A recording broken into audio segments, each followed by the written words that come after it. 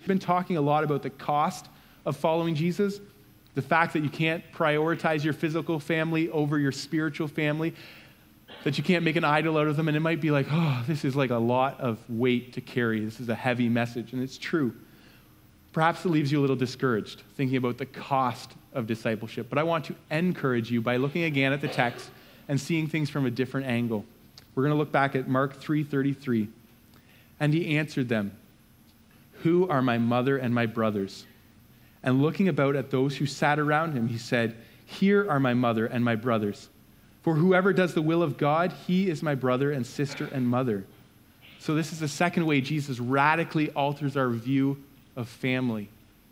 He invites us to his family. He calls us brother, sister, mother, family. He calls us family.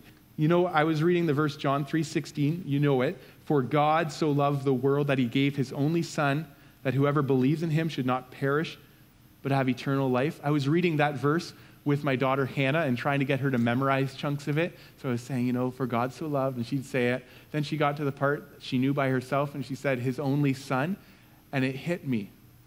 It hit me. God the Father gave his only son. He gave his family so that we could be spiritual family.